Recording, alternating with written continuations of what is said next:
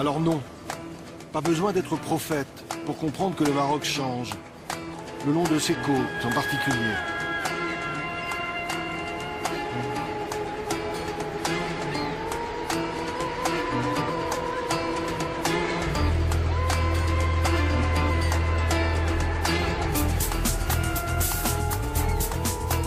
Boom de l'immobilier vers le nord où ça construit partout et à tout va. Un peu le syndrome des côtes espagnoles voisines avec quelques années de décalage.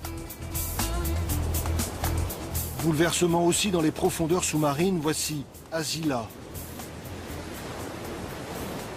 C'est ici, au pied de ces remparts, qu'aboutit un câble téléphonique sous-marin long de 1600 km. Point de départ, Marseille et donc l'Europe. Liaison à très haut débit, centre d'appel avec une main-d'œuvre francophone, à prix cassé. Ce n'est plus 22 à Asnières, c'est le 0800 quelque chose à Marrakech ou à Rabat.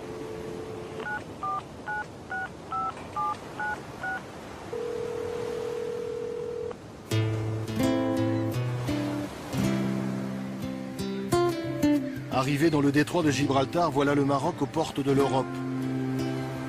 Depuis le cap Malabata, on voit les côtes espagnoles, très distinctement ce soir, avec en face la ville de Tarifa. D'un continent à l'autre, des rochers se font écho avec le plus massif d'entre eux, Gibraltar, tout là-bas. L'Europe vue depuis l'Afrique, une quinzaine de kilomètres à vol d'oiseau, quasi à portée de main.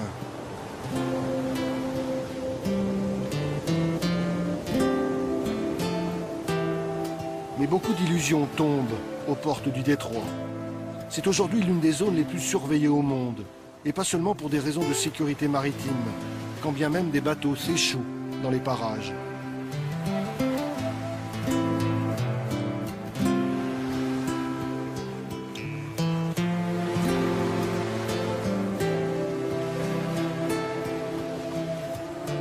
Mais quels pêcheurs au monde peuvent s'estimer autant observés que les pêcheurs marocains et leurs enfants? Chacun de leurs déplacements sont scrutés depuis la terre, essentiellement depuis l'Espagne. On traque les contrebandiers, les trafiquants de toutes sortes, les clandestins et les passeurs.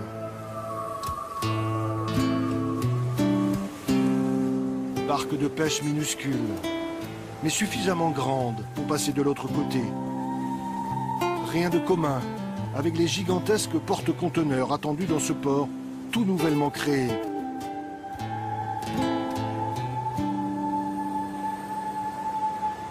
L'occasion de désengorger le port de Tanger, à une trentaine de kilomètres de là.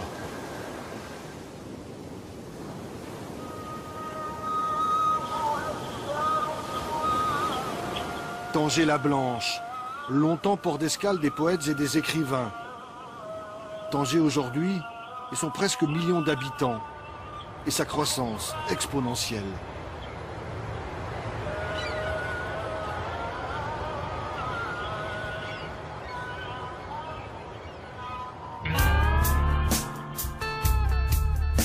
La côte marocaine, versant Méditerranée cette fois. Nous voilà loin des falaises exposées aux colères de l'Atlantique et de ses embruns. Ici, pas de ramasseurs de sable, de pêcheurs nomades ou de champs de fraisiers. Très vite, en retrait de la côte, le relief prend le dessus. Les hautes terres du nord du Maroc où les montagnes les plus élevées dépassent les 2000 mètres. Totalement enneigé l'hiver, c'est le Rif, une région montagneuse bien à part dans le nord du Maroc.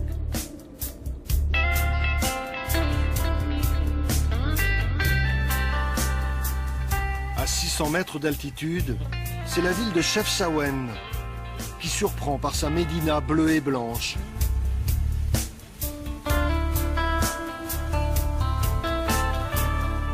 Voilà pour la carte postale. Pour le reste, Chefchaouen, capitale des montagnes du Rif, est aussi la capitale du kiff, le hashish marocain réputé jusqu'à Amsterdam. Dans les années 90, 200 000 agriculteurs en vivaient. Une production quasi intensive, pas une colline sans son champ de cannabis. Les autorités ont détruit des champs, tous. On sait juste que le Maroc reste encore l'un des premiers exportateurs mondiaux de hashish. Et la voie royale de ce trafic est bien entendu maritime. Décidément, rien n'est simple le long de cette côte, surtout lorsque l'on aborde la question des enclaves.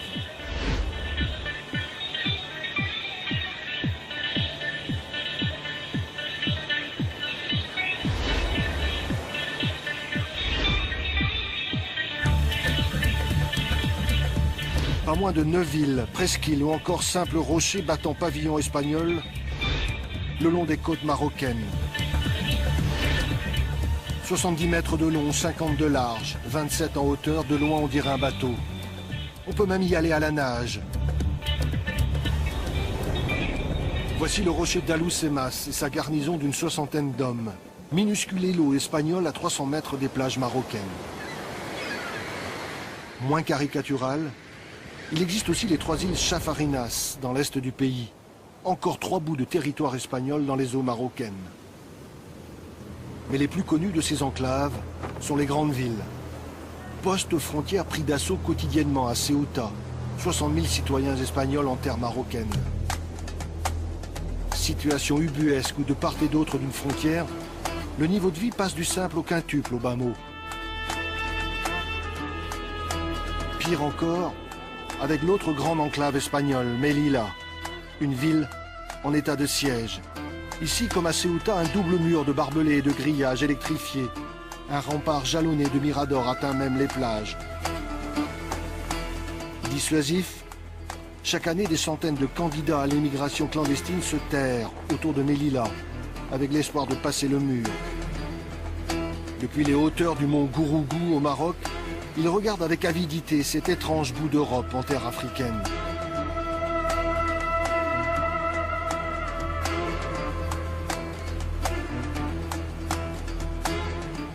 Cela dit, sur le registre des relations diplomatiques, il y a un dossier encore plus sensible et plus délicat dans la région.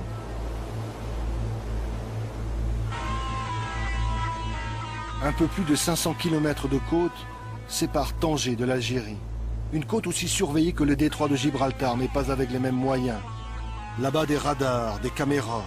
Ici, plus désuet, de multiples postes de garde-frontières. Une présence militaire quasi constante, comme un État en guerre, surtout vers Oujda et Saïdia. Impossible d'approcher l'Algérie depuis le Maroc. Les deux pays sont à couteau tiré depuis 14 ans.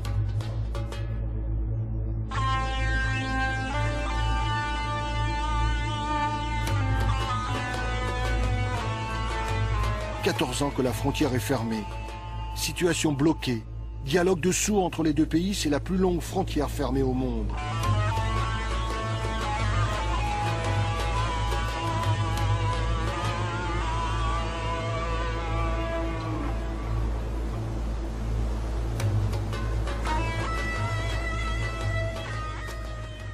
Eh ben, ça démarre bien. Gilles, carnet de route. Alors, le Maroc, c'est grand, c'est très grand. C'est très grand. Il a bien fallu faire des choix. Voilà, on a choisi une partie de la côte atlantique et on a choisi de commencer notre voyage par une ville historique célèbre, qui est en même temps un port magnifique, Essaouira. Oui. Essaouira, on pourrait le traduire en français par celle qui est bien dessinée. Voilà. Oui, bon, c'est vrai aussi. Voilà. Donc on vous invite à découvrir cette ville. Vous pouvez embarquer avec nous. Pour une fois, on y va en voiture. Carrément. Pas très écolo, ça.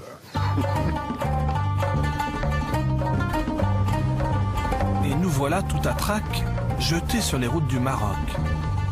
Ses grandes étendues, sa lumière. Un bout de chemin, premières impressions. L'occasion aussi de présenter Driss, notre guide sur le chemin de la découverte. Mais voilà qu'une ville apparaît déjà. Arrivé centre-ville. Essaouira la légendaire.